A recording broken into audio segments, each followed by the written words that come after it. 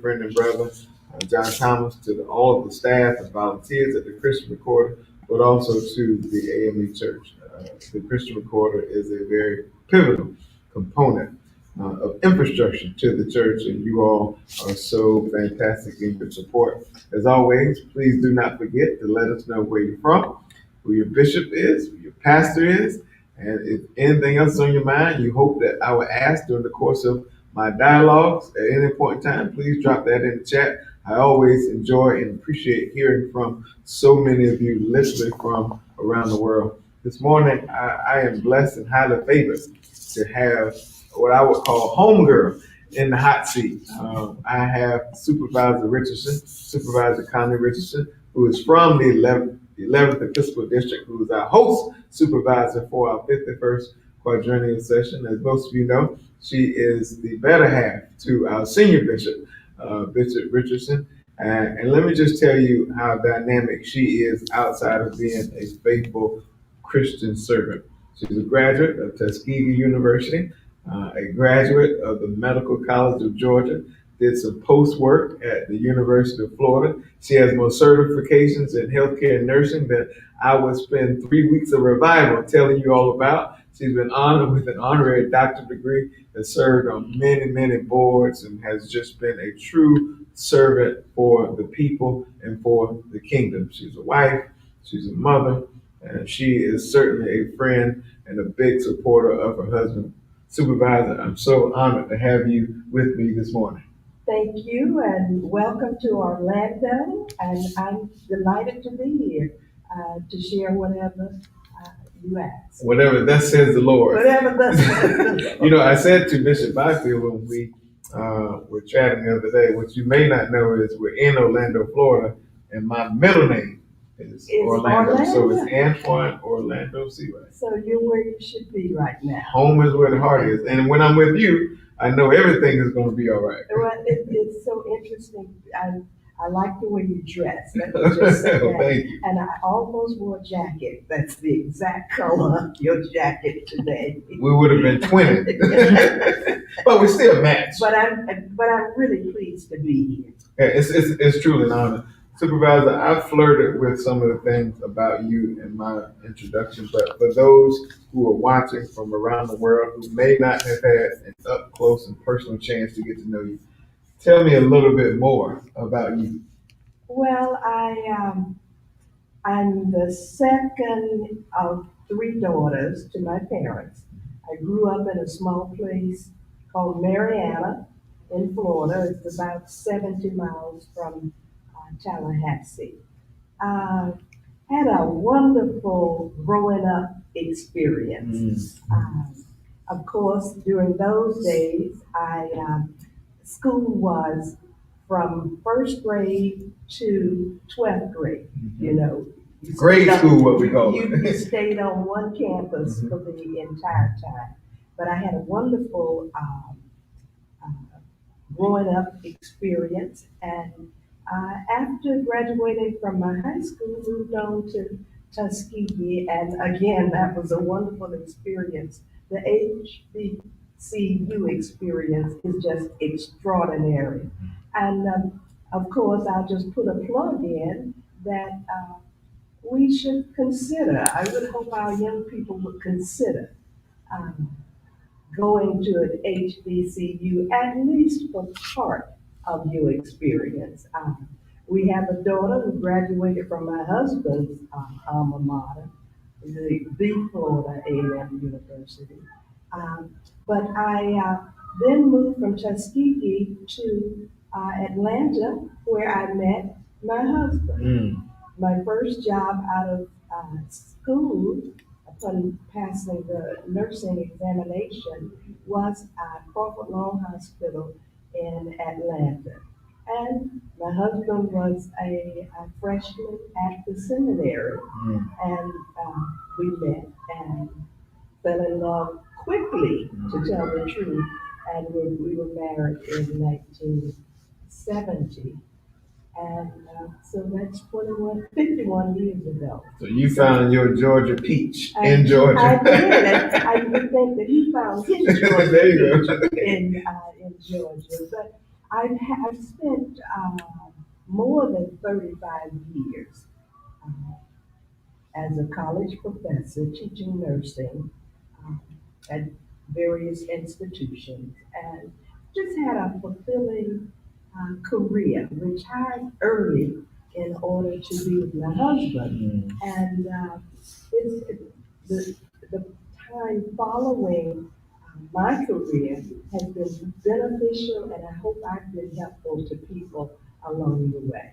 You've had an opportunity to support your husband, and he has made his way around the Episcopal districts in the AME Church. I have.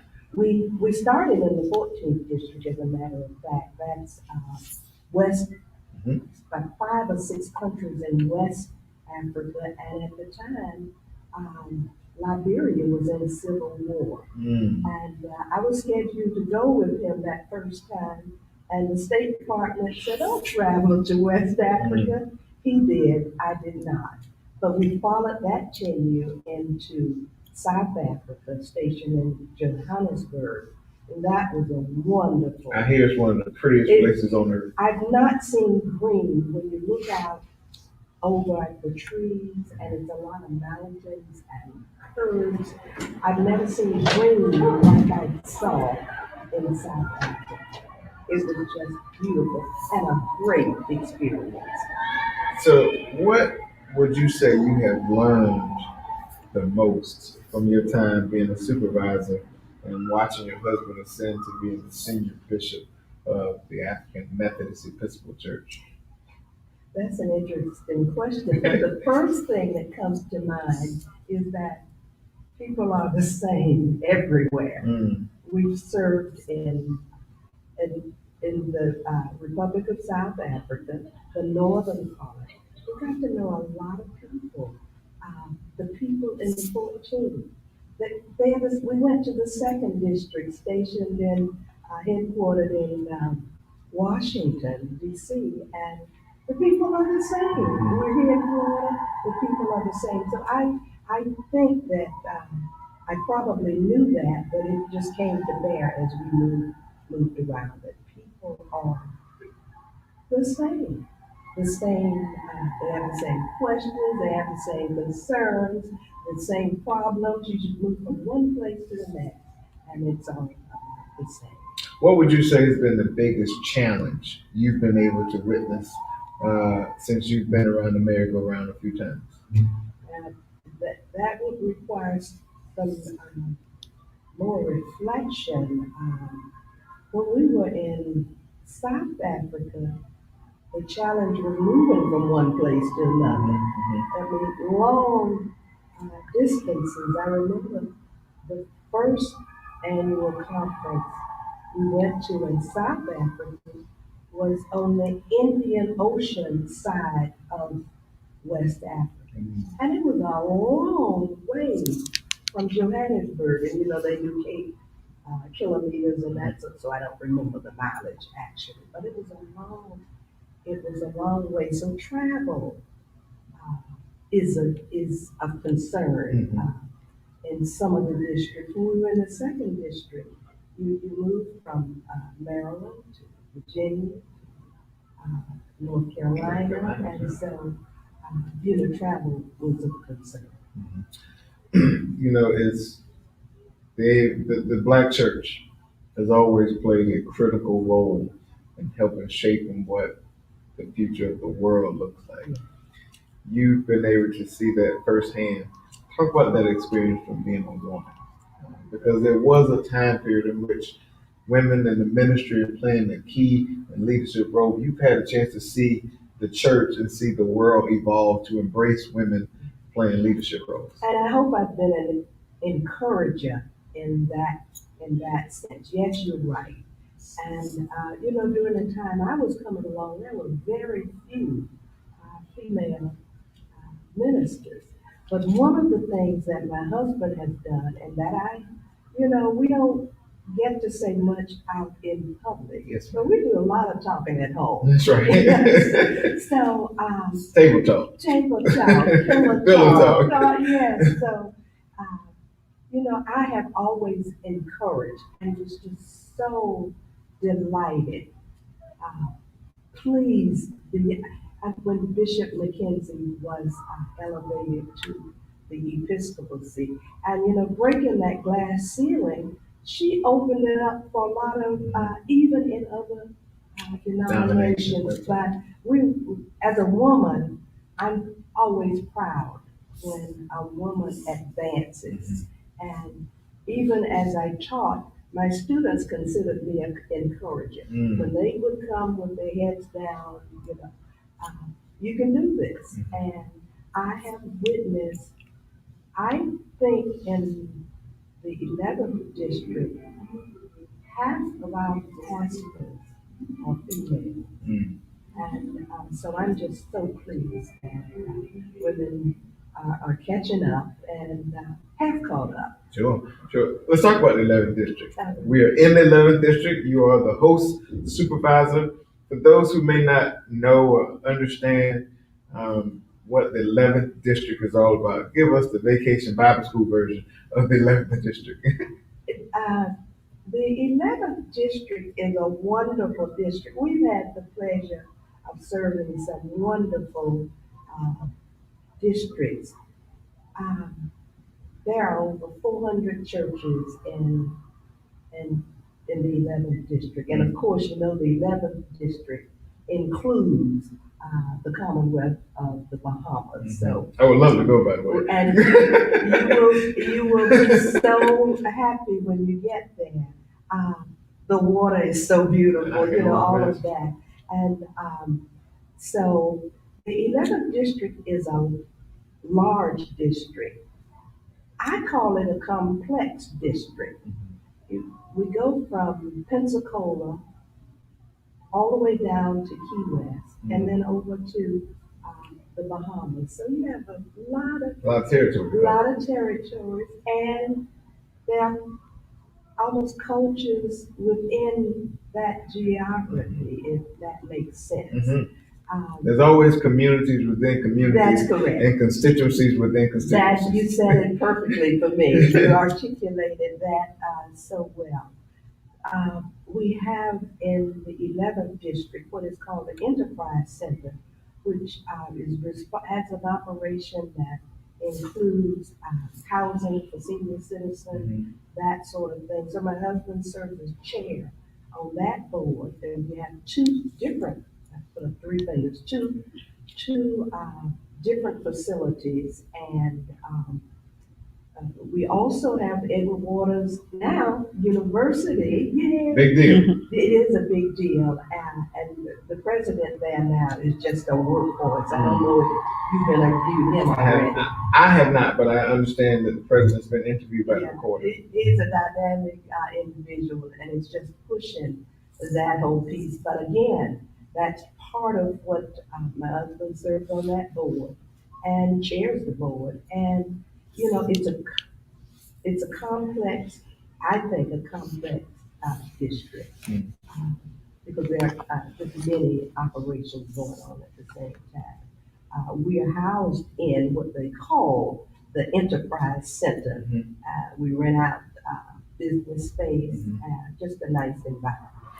When I interviewed your husband a few weeks ago, I asked him about challenges he sees for the church. My grandma used to say, where you sit determines what you see. You sit in a different seat than the senior.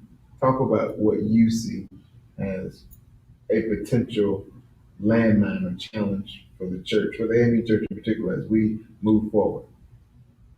Well, having come through the pandemic, you sit around and you think and you have time to reflect. I think church is going to be a little bit different going forward. I'm more of the people may not believe this, I'm more of an introvert. And so that's been kind of a challenge as well. But I was able, during the heart of the pandemic, to go to church wherever I wanted to go. Click a button. Click a button and you are in Either click and stick or click and move. yeah, and you do. If I'm honest, and I am, and that's what I would do. I can tell you what, Supervisor, I felt like there's nothing like rolling over and worshiping.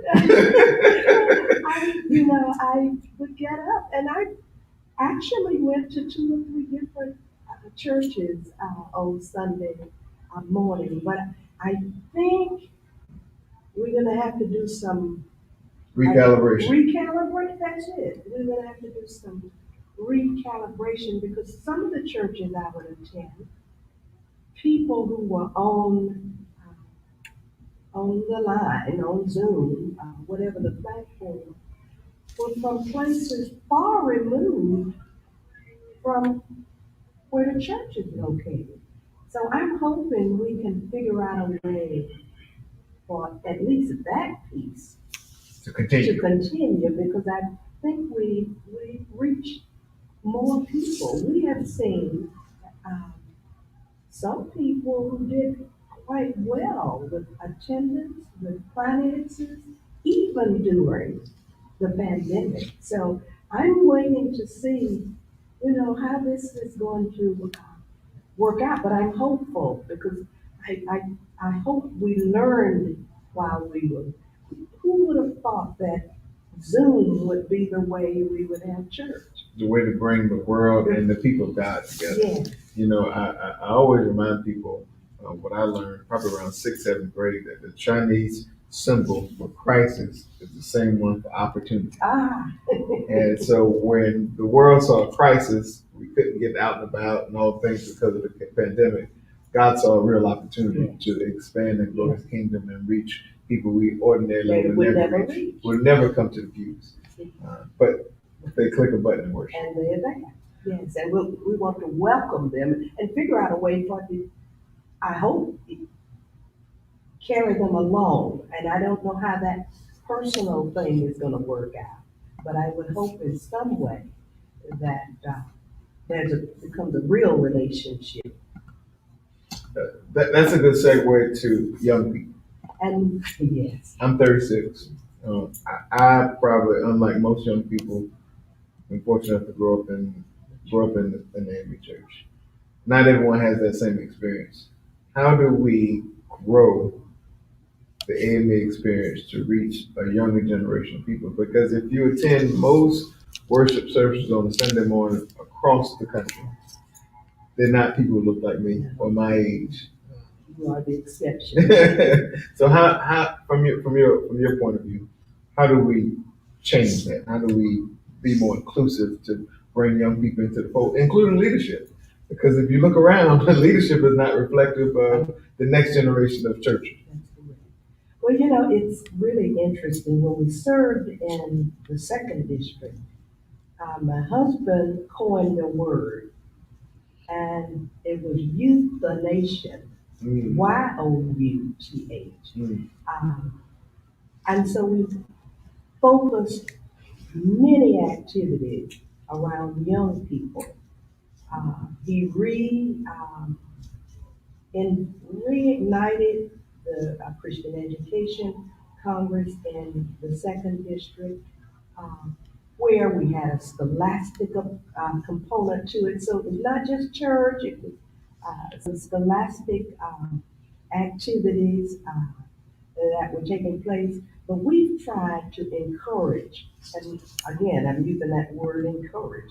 We try to encourage our pastors and those people in leadership to include young people in every aspect of the church, in anything that's going on, including church service, including serving on boards and listening to, I just love young people. I get, there's an energy about people like you.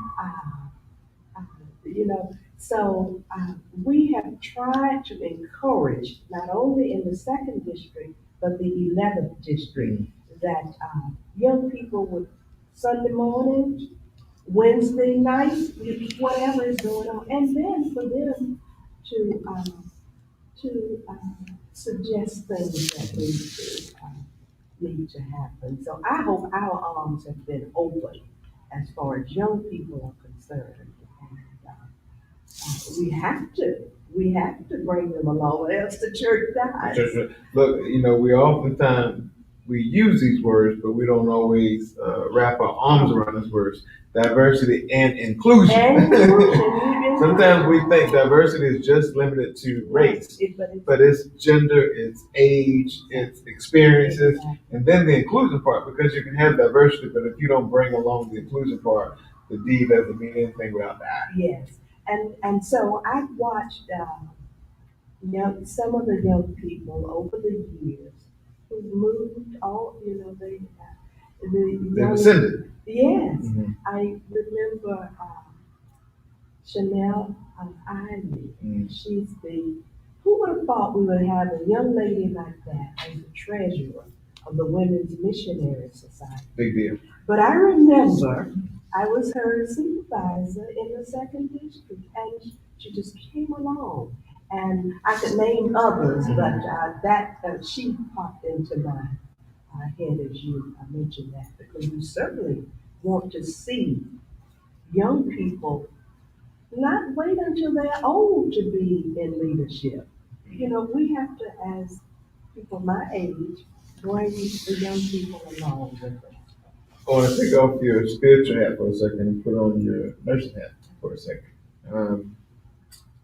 I caught a little mess, I would say, in the media when I slipped. I didn't slip up and say I meant what I said, but I said when America has a cough, Black America has a flu. Oh. This pandemic has had disproportionate impact on communities that look like ours. We're less likely to be tested, less likely to be treated, more likely to die, more likely to be on the front line in jobs that require us to be at work when others are not. Less likely to have access to affordable quality health care in our communities. From your nursing perspective, give some background color to the seriousness of this pandemic and how important it is for our churches and those who are watching around the world to make sure they're vaccinated.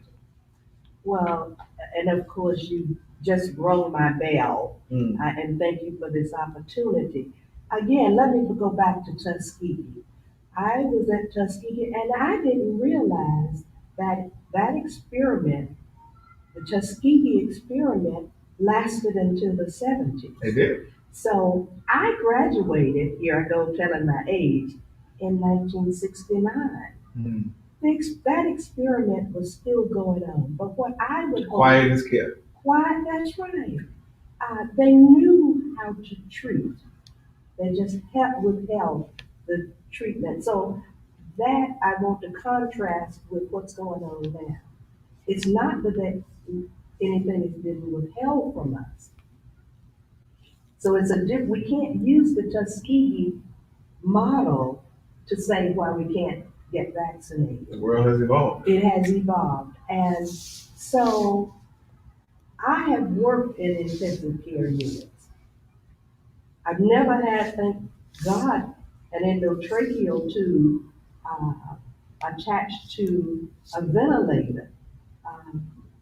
But that's a bad experience to end up with something that is very treatable, to end up in that intensive care unit, and many times our people die.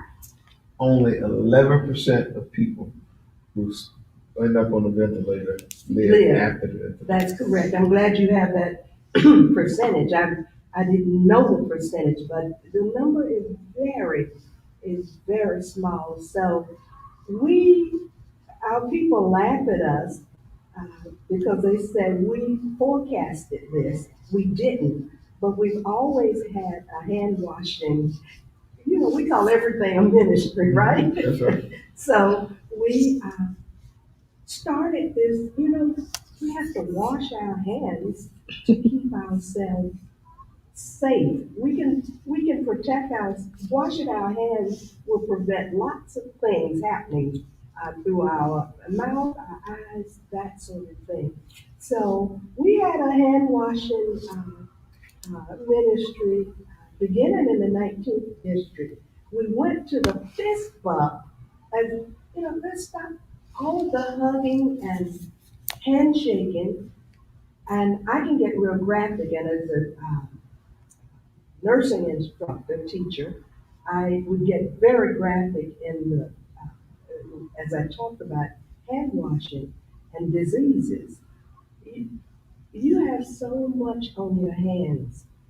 Now you got me all scared. See, you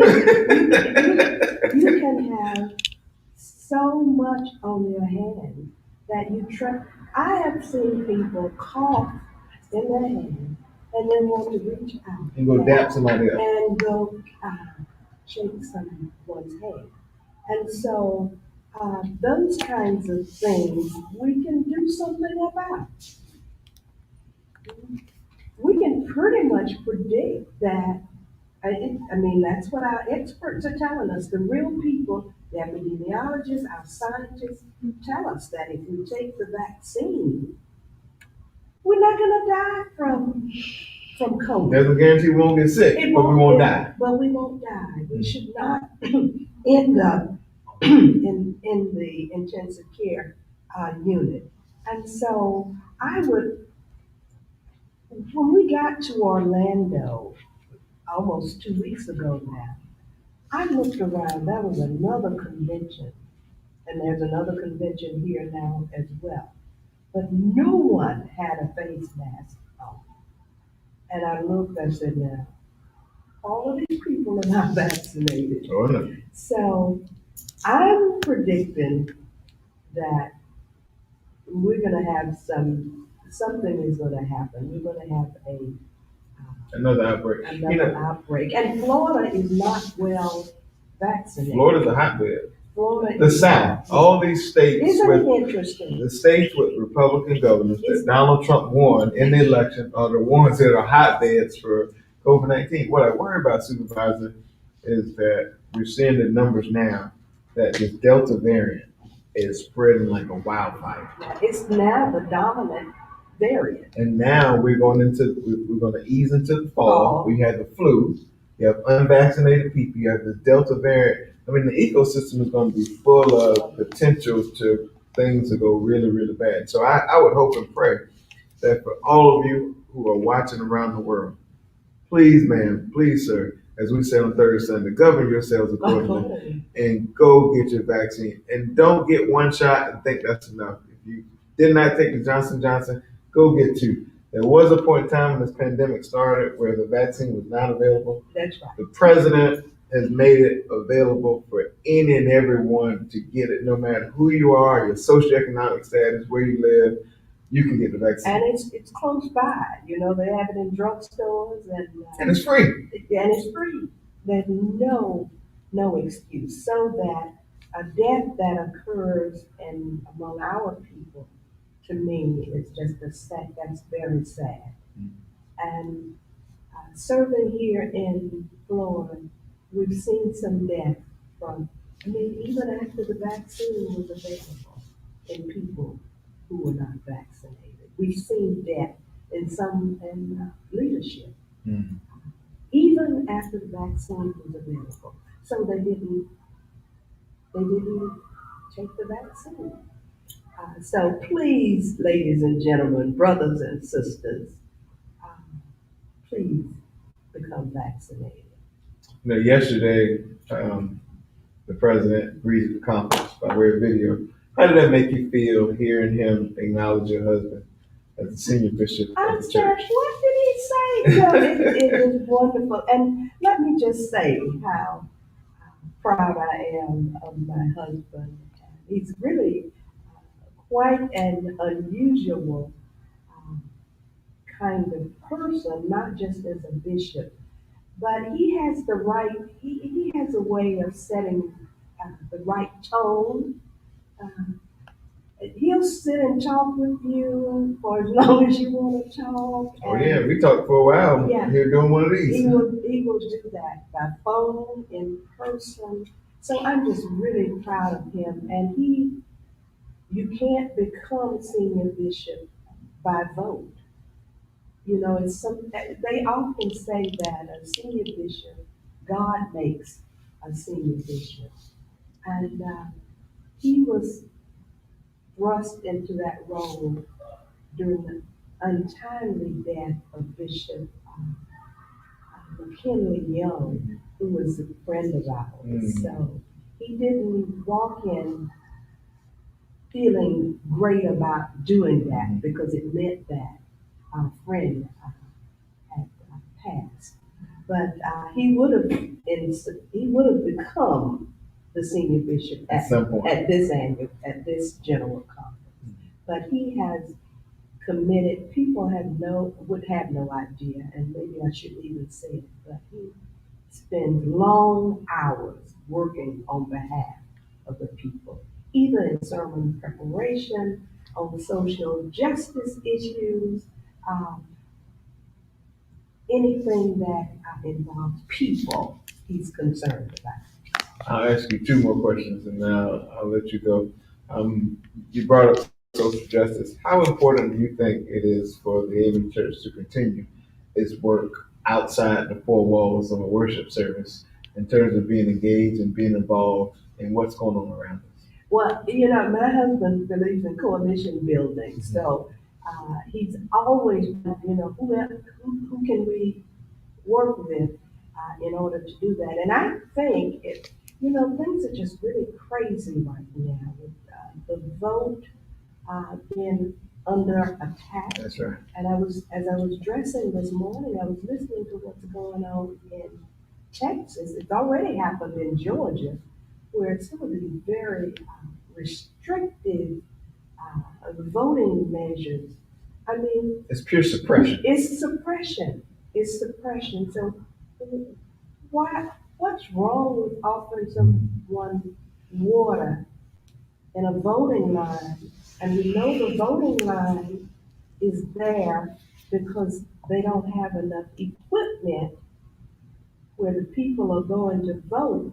And so we know that it's going to take a long time for them to vote. It means we just hope you don't stay in line and that you get out and you don't vote. And I'm just really concerned. You know what's so about that. interesting about that, and I'm not being judgmental, but these people who are implementing these type of suppression laws and suffocation laws are the one who deem themselves believers and Christians.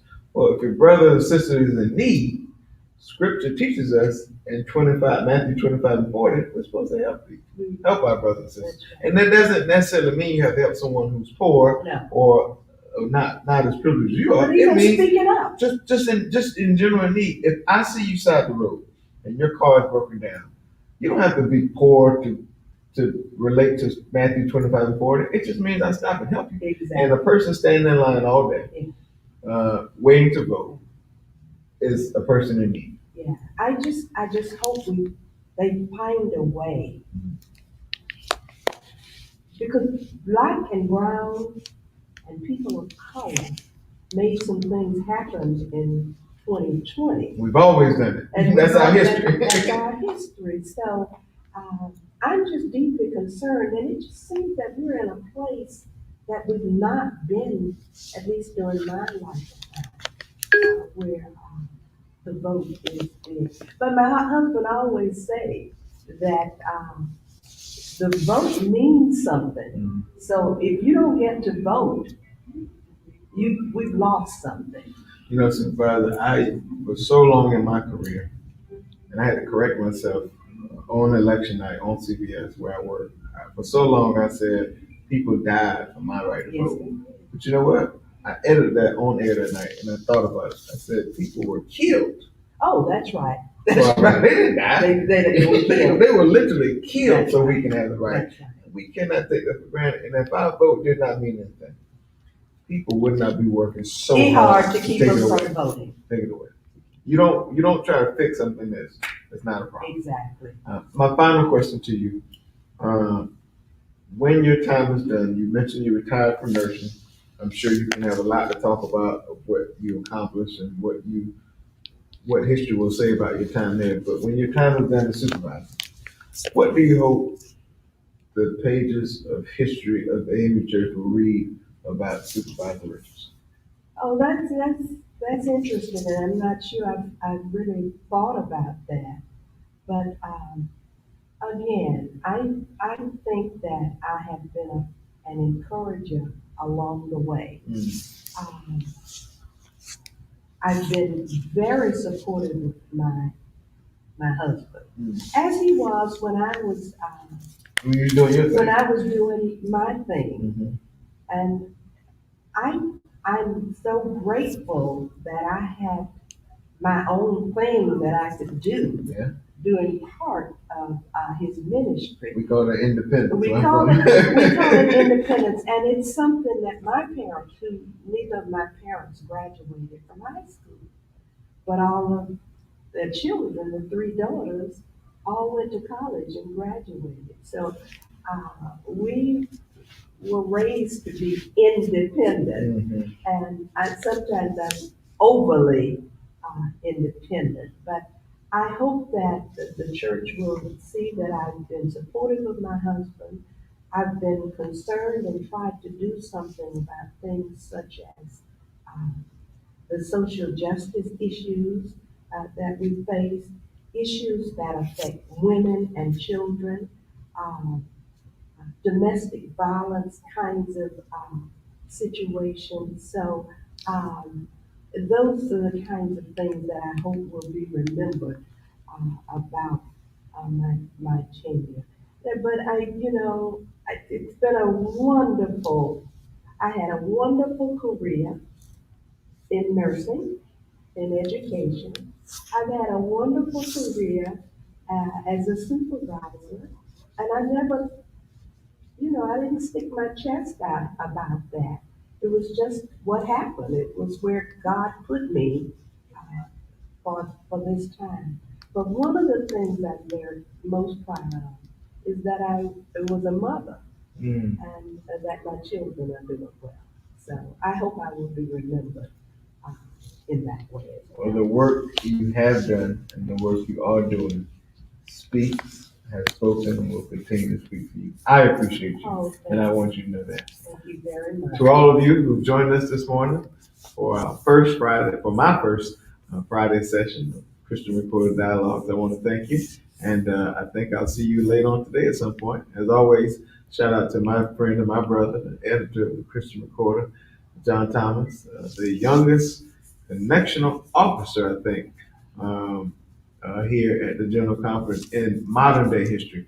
I understand in the 1800s there may have been someone younger than him to have played that role, but we're so proud of John, and I'm so grateful for his friendship and for him allowing me to have some of these conversations that we have, because they give all of us a chance to get to know people in a different way. We'll see you soon.